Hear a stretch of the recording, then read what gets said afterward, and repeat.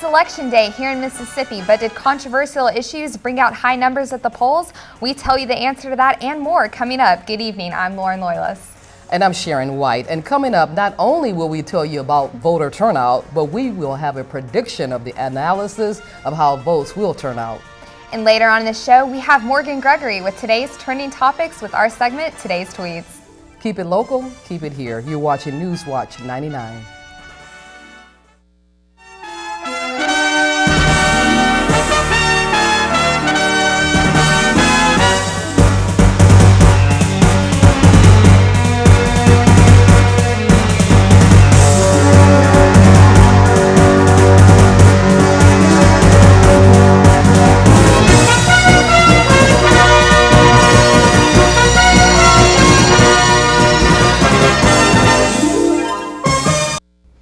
Voter turnout is high today around some Mississippi polling places. 600 people in Madison County cast votes by 11 a.m. and estimates are up to 2,000 by the end of the day.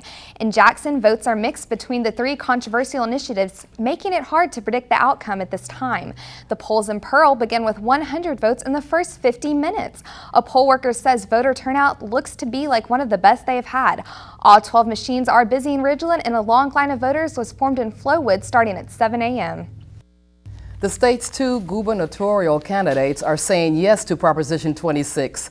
Both candidates, Republican Phil Bryant and Democrat Johnny Dupree, voiced their support during a recent debate. Life does begin at conception. I believe that it is sacred. My God tells me to stand up for life and to protect the innocent, and I'm going to do all that I can to make sure that I follow that. I'm going to vote for personhood, and I will tell you why. As I answered the question and voted on the question based on what was asked in the initiative, that initiative says, where do you believe life begins? I believe life begins at conception. The Personhood Amendment will define a person from the moment of fertilization. Supporters say this initiative will not ban birth control, in vitro fertilization, or have any grounds of trying a woman for having a miscarriage. Ralliers also agree that stopping abortion is the only guarantee that everyone has the right to life. But not everyone agrees with Bryant and Dupree. Newswatch reporter Daniel Hill spoke with voters today who voted no on the proposition. It's by far the most controversial and divisive issue this election year. Initiative 26, the so-called Personhood Amendment. The proposed constitutional amendment would define personhood at fertilization, and both opponents and supporters say it would outlaw all abortions in Mississippi. It's going to affect things. It's not just how do you feel, it's not an opinion poll. We're talking about changing our Constitution, and it matters. And it's going to affect real people like me. While voters are becoming more aware of the changes 26 would bring, opponents to the amendment are still fearful it could pass. I am not confident it won't pass. I think that there are people who are very sincere, who heard about it early on, and I think that there's been a great deal of effort to divide people in Mississippi about it, instead of keeping people calm and focusing on whether or not the language goes too far. A lot of people put signs in their yard to just kind of go with the flow, especially in like a southern state, to just kind of show they're Republican or that they're anti-abortion, but they don't really know what they're talking about. At this polling station in Oxford, even supporters of the amendment have their reservations. I think it's ambiguous. We don't know how it's going to get played out. Laws haven't been created about it yet, and it's government by the people for the people. So I trust that our system will work out any of the caveats such as that. Over the course of this election, the candidates and the PACs have taken their stand, but tonight at 7, the voters will have the last word on Initiative 26. I'm Daniel Hill for Newswatch. Today, Ole Miss students proved that politics do affect them and took action. Newswatch reporter Gerald Manigan shows student involvement within elections. You may find a student walking in your neighborhood and placing a flyer at your door for a political candidate. David McDowell is one of the students doing just that. Really thought of Lafayette County as my home and Oxford as my home, and I'm committed to making sure that the people who represent us are doing a great job, and so I like to have an influence on that. Cy Rosenblatt, a political science professor at the University of Mississippi, says why it's important for students to get involved. you get a sense of why people vote the way they vote if you work in a campaign, especially if you're doing canvassing. You also get a sense of what's really important to people, because you'll hear feedback from the voters as you go door to door. The other part you gain from working in a campaign is some potential job opportunities, because depending on what type campaign you're in, if your candidate wins, there's something called patronage, and sometimes people get good jobs as a result of working in a campaign. One thing's for sure, whoever wins the election can have a student to thank for it. Reporting for Newswatch, I'm Gerard Noggin. Thank you, Gerard. 2 out of 3 regions in Mississippi are mostly Republican. Will this affect Johnny Dupree's chances for governor, Lauren? It just might, Sharon. Jackson and Delta is the only region that is heavily Democratic. The Southeast and Northeast are heavily Republican, creating an uneven balance between Republicans and Democrats here in Mississippi. According to the statistics from the 2007 governor election, Democratic candidate Eves had 42% of the votes, while Republican Barber pulled in 58%, winning by 16% for a second term in office. Phil Bryant is the Republican candidate for governor this year against opponent Democratic candidate Johnny Dupree. So Sharon, according to the statistics of the unbalanced regions and past governor race, odds are in favor of Bryant. So Lauren, are we expecting a decrease or an increase in voter turnout this year? It's hard to tell at this point, Sharon. Statistically, we would be expecting a decrease according to the estimated 900,000 votes in the 2003 governor election. That then decreased to the estimated 750,000 votes in 2007. But as of today, voter turnout is looking up. This is in part due to the 3 controversial initiatives on the ballot. But also, people could be more excited for this year's governor election. The governor election in 2007 had an incumbent. This year, there are 2 new candidates. Yet Republican votes are increasing, rising from a win of 7% in 2003 to a win of 16% in 2007. So all we can do now, Sharon, is wait for the outcome that's hard to predict. Thanks for that information, Lauren. Well, looks like we have some severe weather on the way here in Oxford tonight. Stay tuned for your full forecast. Keep it here for Storm Watch, weather and traffic for North Mississippi.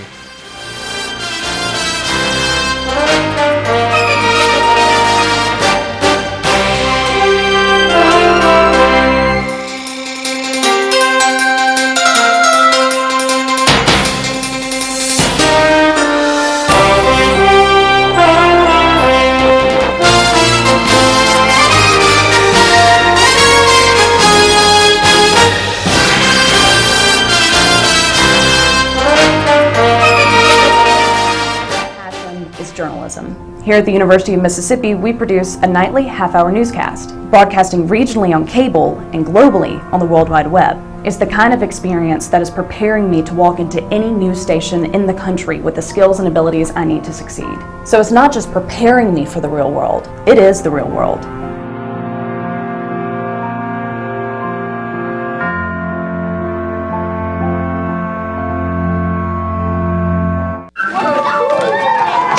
I'm lucky. Let me help you with that. I get to do something I love. It has nothing to do with touchdowns or titles. Everybody bring it in. I get to play a part in the life of someone just starting out. How many of you think homework is just as important as teamwork? I help keep kids in school. Good. And that's the name of the game. My name is LaDainian Thomason. I don't just wear the shirt, I live it. Give, advocate, volunteer. Live United.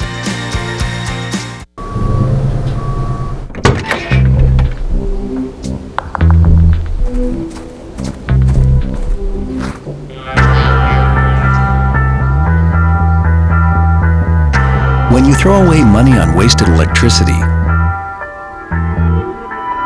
you're throwing away everything you could have bought with it. Saving energy saves you money. Learn more at energysavers.gov.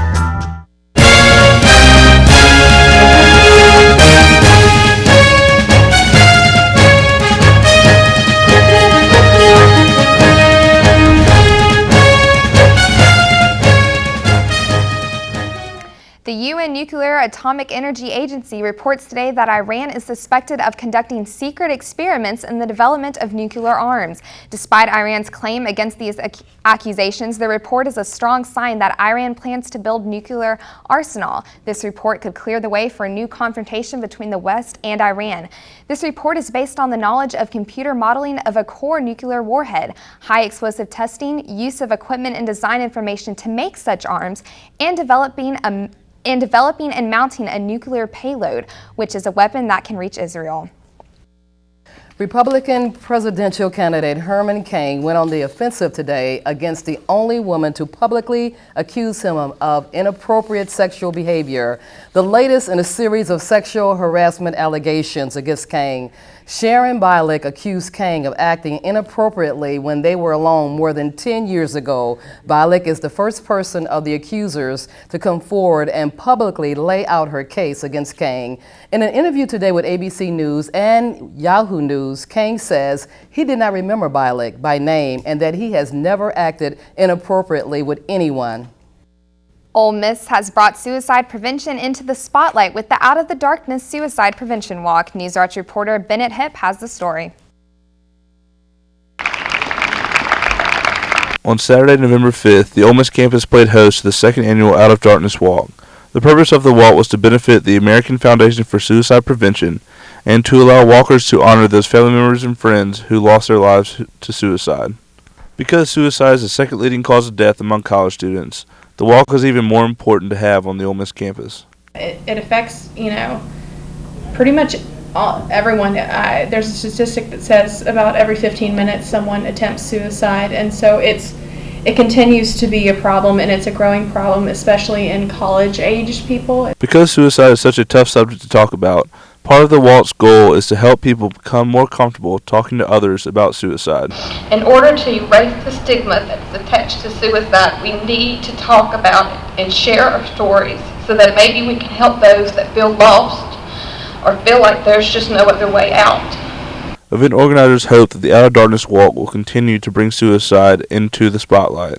It's a huge problem, but it's also something that continues to kind of be swept under the rug. People don't really like to talk about something that's so, emotionally jarring, I guess would be the word. And so I really wanted to help with this cause and help them to get the word out. While final numbers haven't been tallied, event organizers expect that this year's event produced more donations and more attendance than last year's.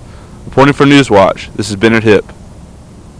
The asteroid 2005 YU-55 is expected to make its closest approach to Earth today at 6:28 Eastern Time. It will not be visible to the naked eye because it's about 200,000 miles from our little blue planet.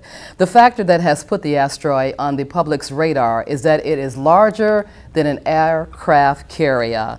The last time an asteroid this big passed by was in 1976. Scientists predict the next one is 2028. Don't be alarmed. After today's encounter, it will disappear into a void. The idea that college freshmen gain an average of 15 pounds is their first year of the school, it's a myth. Mm-hmm. A study says it's a myth.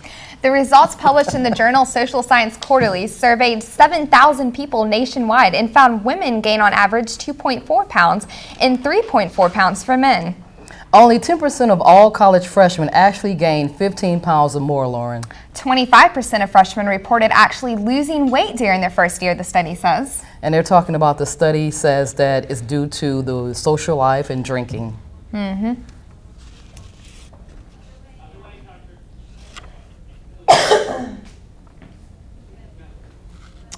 And Lauren, for those who aren't losing weight, today is a great day to jog in this beautiful weather. That it is. Well, that's right. Let's go over to Andrew Matrick in the Stormwatch Weather Center to find out how beautiful a day it is. Okay.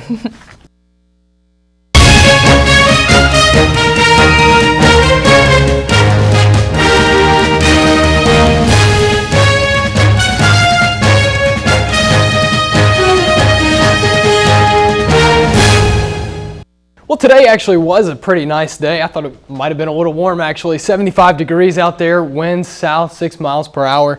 Humidity right around 50%. Feels like 75 degrees, so no change there. around the state, temperatures were pretty varied. Oxford, 73 right now, 77 in Tupelo, 78 in Jackson, Biloxi 75 degrees, and a cooler 72 over in Birmingham. So it's kind of different around the state. Let's take a look at some precipitation that we see right now that's going to be heading into North Mississippi later tonight. We can see this storm system right here that's been pushing through Texas and Oklahoma for the past day or so. It's now going to be moving into northern Mississippi, giving us this low pressure system that's going to set us up for some severe weather later tonight. Tomorrow, however, the effect that we'll see is lower temperatures primarily. So 66 degrees in Oxford is what we have predicted for tomorrow, 64 in Tupelo, 63 in Jackson, Biloxi 75, Birmingham 70 degrees. So for tonight, 57 degrees is our projected low, 100% chance of thunderstorms. This is going to be some severe weather. So we need to keep the lookout for tornadoes and such that always happen with severe thunderstorms. Tomorrow, the high you can expect is 66 degrees. We have a 20% chance of thunderstorms that will be left over from the evening. And let's take a look at the 5-day. What can you expect? Wednesday, tomorrow, you can expect a high of 61 degrees, like I said, with that 20% chance of thunderstorms carrying out throughout the day tomorrow, which is important to note. Thursday, high of 57 degrees. That's definitely cooler than what we've been seeing this past week. Friday warms back up to 60, Saturday 65, and Sunday 72. But look at that low Thursday night, 28 degrees. That's definitely going to be a frost warning there, 28 degrees. So if you got plants or animals, whatever outside, make sure you take appropriate precautions. Yeah, exactly. So for tomorrow, are we going to need to bring out those rain boots? I would say wear the rain boots tomorrow, 20%. I mean, especially, just in case. It's going to rain tonight. It'll probably be muddy. I would say the rain boots would be a smart bet for tomorrow. All right. Thanks, Andrew. Let's head over to Tiffany in the Sports Center. Coming up, we'll talk about the future of Joe Paterno with Penn State and also take a look into the life of the late, great, famous heavyweight champion, Joe Frazier. Keep it here for Sports Watch, covering local sports like no one else. 28 meets. Over 605 feet jumped. 4 SEC and 2 NCAA championships. But the only jump that matters is this one.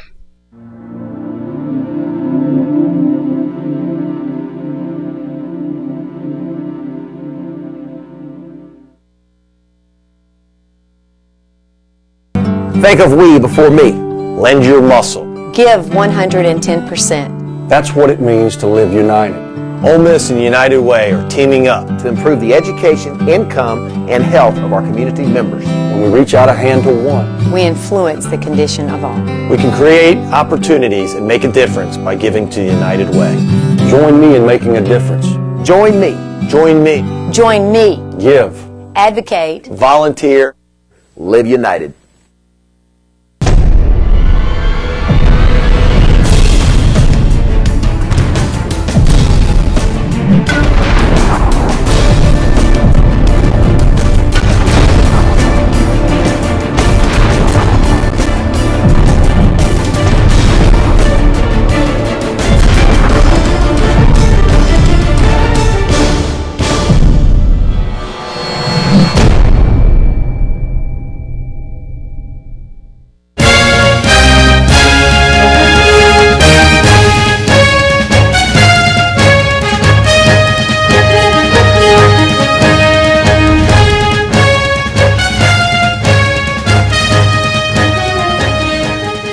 University is currently in talks of how to end the historic career of football coach Joe Paterno after child sex abuse charges leveled against former defensive coordinator Jerry Sadusky.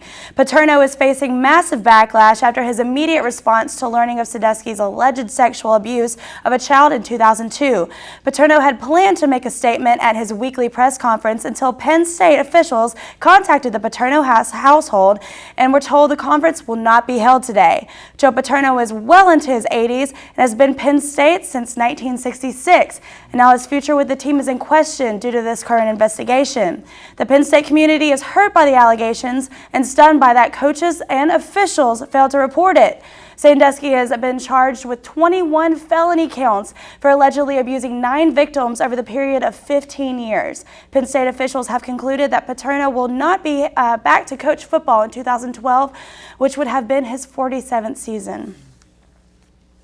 The Ole Miss Rebels aren't the only football team in town. Newswatch reporter Stephen Quinn was at Oxford High School to see the football team and game that meant more than just the score. Fall Fridays in Oxford mean food, music, and of course, football. Oxford parents and students pack the stands to see the Charger football team compete and to see some of the halftime entertainment. But Friday's game against Clarksdale was no ordinary game. It was senior night, and for stars Robert Liggins and Mont Dean, their last chance to play as an Oxford Charger. A pre-game ceremony marked the occasion for the seniors and their families. While Mont Dean, Robert Liggins, and the rest of the seniors played admirably, the game did not have a storybook ending. For these players, emotions run high as the end of a season and a career sets in. I don't know. I'm just already missing it, man. Good all the coaches been stressing about us, man. They're telling us that no matter how far you go in football, you're gonna miss high school football the most, and I see what they mean. Reporting for Newswatch, I'm Stephen Quinn. Thank you, Stephen. It is day 130 of the lockout, and no decision has been made, causing more cancellations for the current NBA season. David Stern recently proposed a 50-50 deal to the Players Association. This current deal calls for players to receive between 49 and 51% of the basketball-related incomes. Players have until Wednesday afternoon to take the deal. If negotiations are not met, the next offer is expected to call for rolling back players' salaries to 53-47 split in the owner's favor and a hard salary cap. No bargaining session has been scheduled before Wednesday's deadline. Former heavyweight champion Smokin' Joe Frazier passed away Monday night after a brief battle with liver cancer. Frazier is best known for the fight of the century when he knocked Muhammad Ali down to the canvas in the 15th round, becoming the first man to beat Ali at Madison Square Garden on March of 1971. Frazier and Ali had a rough relationship together that was heavily publicized over the years. Frazier announced earlier that his year was felt to be a little bitter towards Ali, who now suffers from Parkinson's disease and is mostly mute. After turning pro in 1965, Frazier quickly became known for his fast jabs and never give up attitude. Frazier died at the age of 67. And he will be missed. Definitely missed. Yeah. Wow. What's going to happen, Tiffany, after Coach Nutt departs at the end of the season? Well, he'll play out the rest of this season, of course, and next season we actually have a committee looking right now, led by Archie Manning and Mike Glenn. I think that we're going to be prepared, and it's just a searching process, and we'll get our footing back on the ground. But there are some rumored coaches, but nothing determined yet. I think they're still in the works. So still looking. Only time can tell with Ole Miss. All right. Okay. Coming up next, we have Morgan Gregory with today's trending topics with our segment, Today's Tweets. Keep it here for Newswatch 99, Oxford and Lafayette County's only local newscast. The 9/11 memorial is for my 343 brothers who didn't make it. And for my brother. This shows the world that we can rebuild.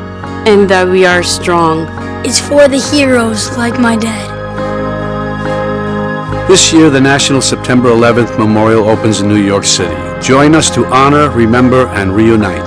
To learn more or to reserve your visit, go to 911memorial.org. At Ole Miss, amazing things start with a simple question. I wonder. What if? How do we serve Mississippi and the world? The University of Mississippi trains 100,000 schools nationwide to prepare healthier food and helps ensure that students anywhere in Mississippi have a great education. I'm eating healthier. Ole Miss gave me a teacher who changed my life. We are prepared to serve. The University of Mississippi. Experience amazing. Coming home can be hard if you're a veteran of Iraq or Afghanistan. You may feel like you're all alone, but you're not alone. At IAVA.org, your fellow vets are all around you.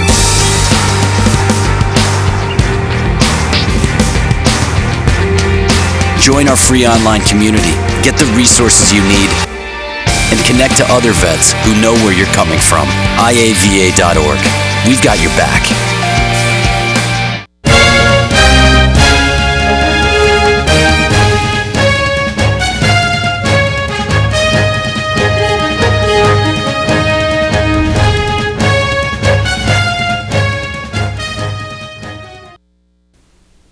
Hey y'all, I'm Morgan Gregory and this is today's tweets. And today's trending topic, what I love.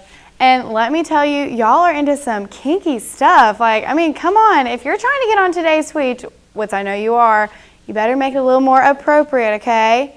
Starting us off tonight is the Grim Reefer, who said, what I love, seeing that tweet that explains how you feel at the moment.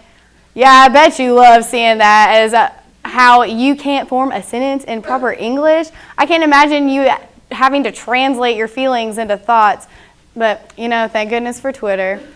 And next, Black Bella tweeted, what I love is when I get out of the car and when I try to walk, he comes up behind me and won't let me go until I kiss him. Okay, so let me get this right. You try to run away, he attacks you from behind and then forces you to kiss him so you can be free? So, what you love is rape? To each his own, but to me, it sounds like a very passive cry for help. Our next tweeter witnessed a little more public cry for help. Cuffy O Chicken said, what I love seeing white people beat their kids in public. That's right, give them a left hook. Well, first, I wouldn't consider public child abuse something to be loved. And second, believe it or not, I was once a white kid, and my parents would never, ever beat me in public. They knew better than that. They kept that mess behind doors. Just kidding. Just kidding. My parents didn't beat me, and child abuse is nothing to joke about. But you know what is something to joke about is romance. Angel Brinks tweeted, being held all night by him is what I love. I fit so perfectly into his arms. Angel, that is so sweet. How many times do I have to tell y'all to get your lame or even successful love lives off of Twitter? Call me bitter, but go get a journal or something. They love feelings. And next, finally, something that I can agree with, getting my hair shampooed at the hair salon is what I love. Y'all, this is the winning tweet. It's clean, it's so accurate, and I love it. All right, that's all I have for you for this week with today's tweets. I'm Morgan Gregory. Stick around for a final look at sports and weather.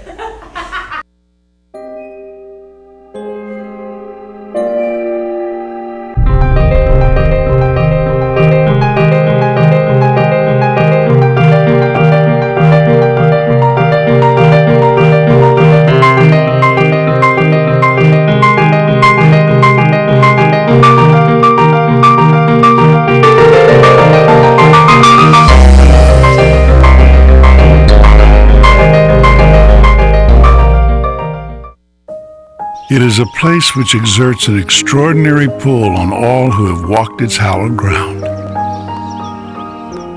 Thousands come each year, and yet no one ever really leaves. Ole Miss is for life, a major university with the familiar intimacy of family. Friendships that are more than friendships, moments that are more than moments. An autumn celebration on a Saturday afternoon in the Grove. Contests waged and triumphs savored. With our largest freshman class, soaring honors college, national reputation for academics and research, our pride is overflowing. Today, more than ever, for all who have ever called this magical place home. You never leave Ole Miss.